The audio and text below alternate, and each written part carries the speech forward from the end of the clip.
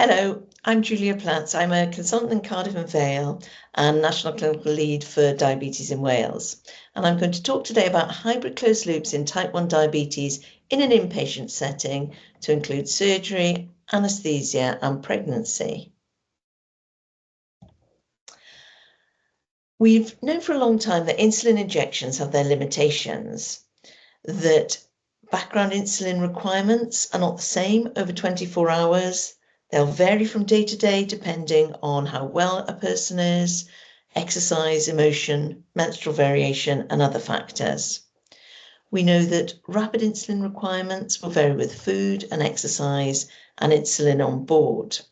And because of this, insulin pumps have been developed to reduce hyperglycemia and hypoglycemia and to improve quality of life.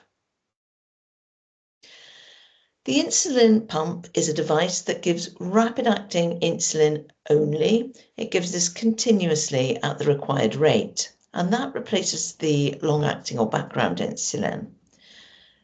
Patients then give extra doses of insulin through their pump to match their food intake.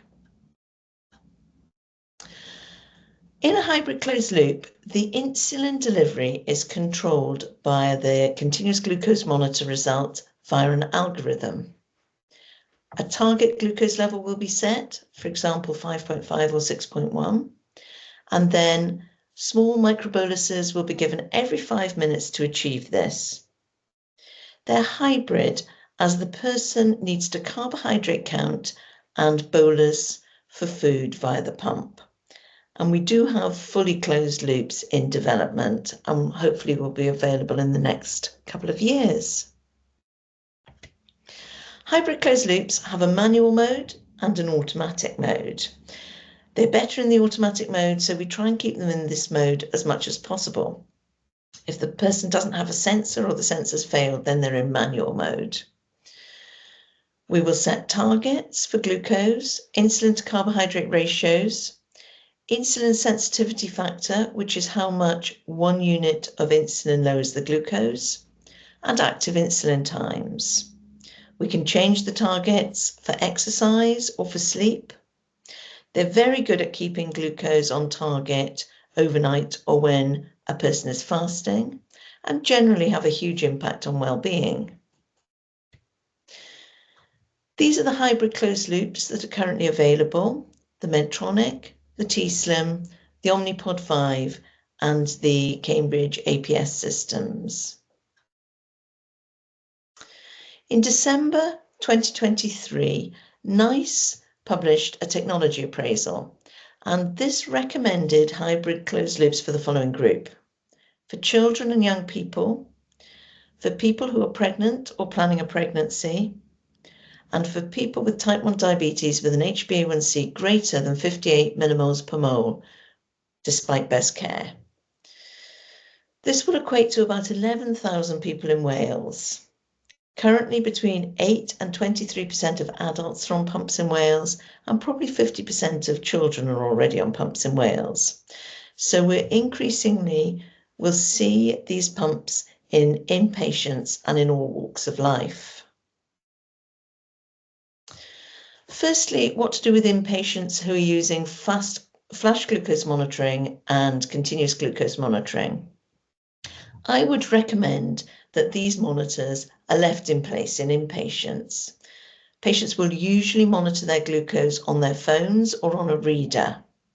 And many competent patients will self-administer their own insulin, they'll count their own carbohydrates and decide their own insulin doses and be informed by their own technology. And most hospitals will have self-administration of insulin policies to allow this. Healthcare professionals are guided to use accredited capillary glucose monitoring systems if they're going to monitor glucoses for treatment decisions. Point of care glucoses should be used twice a day anyway, even if people are using their own technology. But there are exceptions to the above rule. People may refuse to have capillary glucoses because they're monitoring their own glucose, or somebody, for example, may be confused and it may not be possible to measure of capillary glucose, and then devices such as continuous glucose monitors can be very helpful. It should be noted that there's often a lag between the capillary glucose and the interstitial glucose, probably about 2 to 6 minutes. But this does mean that we shouldn't use these technologies to monitor effective treatment of hypoglycemia because it's too slow to change, and we should use capillary glucose in those circumstances. If there's ever any doubt, for example, if the flash glucose monitoring is saying a patient is going low but they feel fine, we should use capillary glucose. We shouldn't use these technologies, flash and CGMS, to guide the changes in sliding scale insulin or variable rate intravenous insulin infusions. We should use capillary in this circumstance.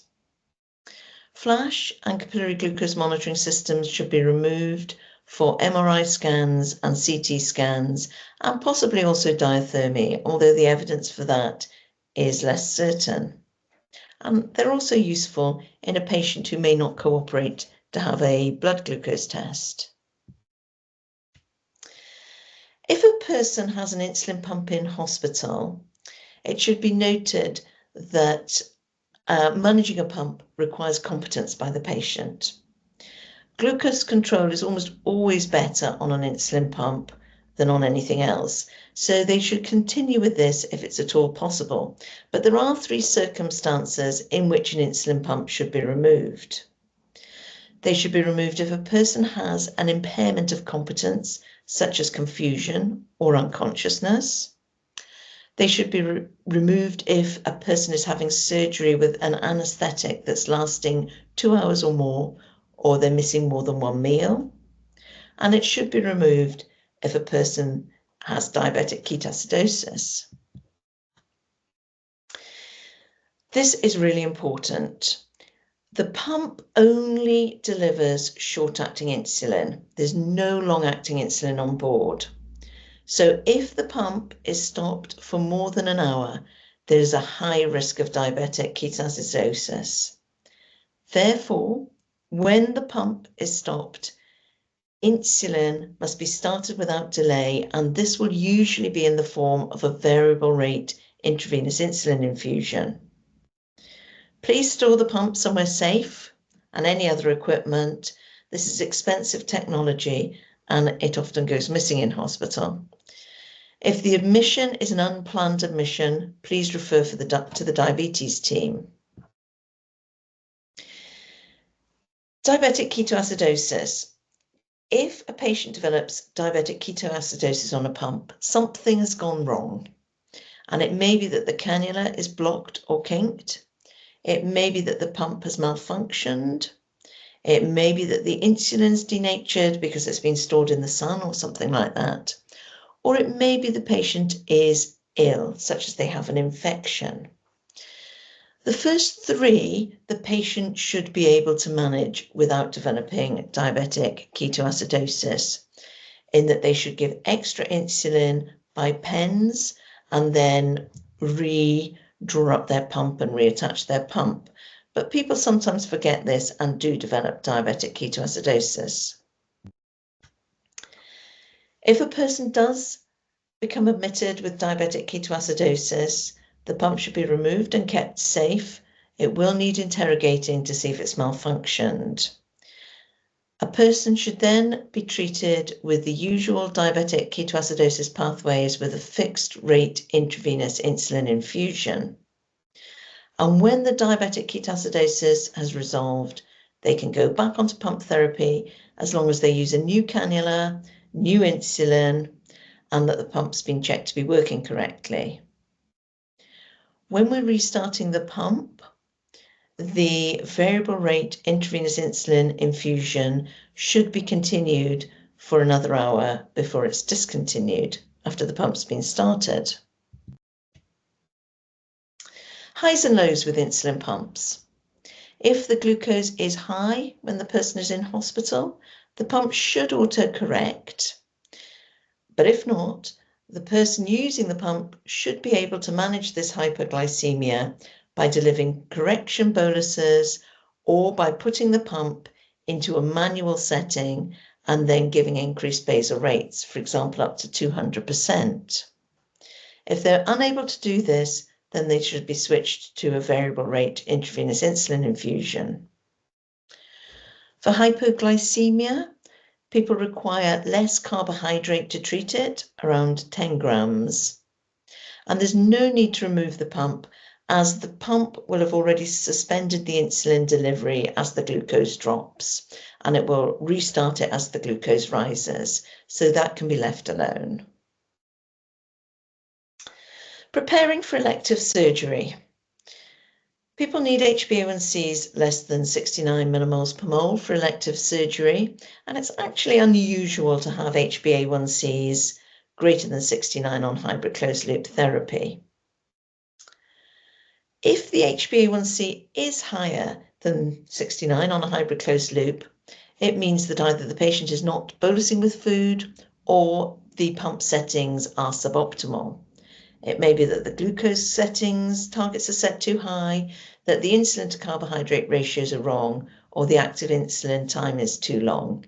And in this circumstance, they should be referred to the pump team. Usually the data can be seen remotely, and hopefully remedial action can be quickly taken. Surgery on an insulin pump. For minor surgical procedures or endoscopy, the pump can continue. If diathermy is planned, no metal cannulas should be used, so these should be switched to plastic cannulas for the procedure. There is some suggestion that no pump should be used if diathermy is to be used, but it's weak evidence. Pumps should be removed for MRI scans, and if there's a radiation field, then there is weak evidence that the pump should also be removed. It's often prudent to set a temporary target for at least an hour before surgery and during surgery, for example, 8.3 millimoles, as most guidelines suggest a glucose of 6 to 12 during surgery.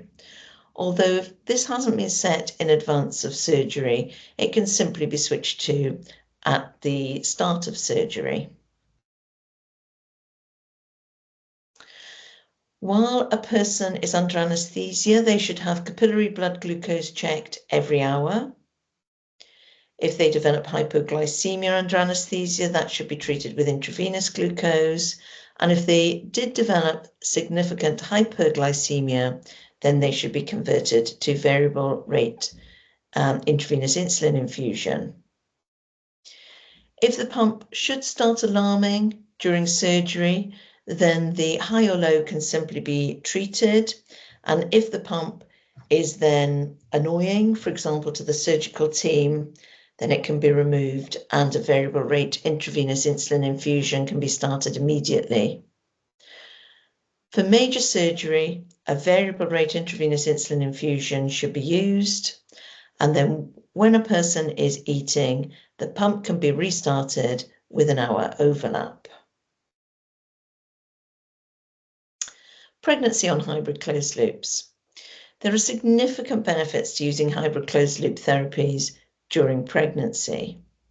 Around 1 in 2 pregnancies that are complicated by diabetes have a complication, and there are continual changes in insulin demands throughout pregnancy. We're also already seeing improvements in outcomes in type 1 diabetes through using continuous glucose monitors, and it's expected that we'll continue to see improvements using hybrid closed loops. And there are studies that show improved time in range, less maternal weight gain, and lower large for gestational age.